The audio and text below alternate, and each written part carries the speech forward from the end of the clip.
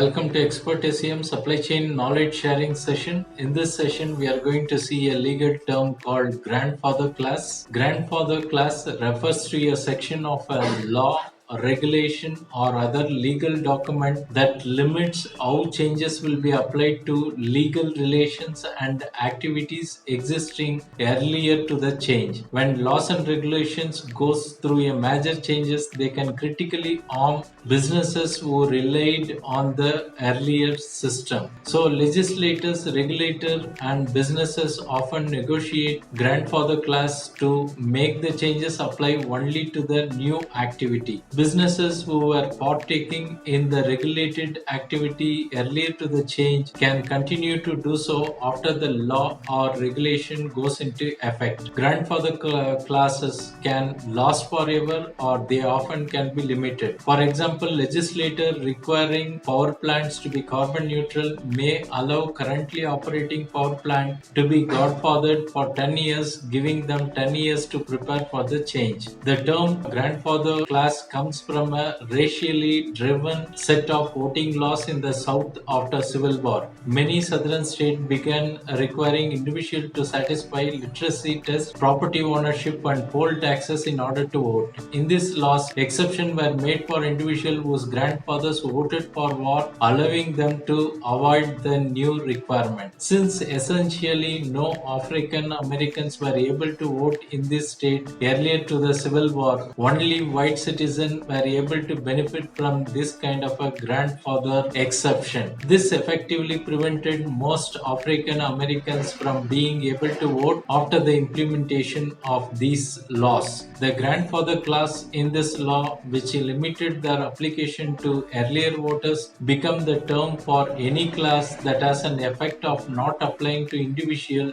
doing an activity earlier to the law. Thanks for watching. Bye.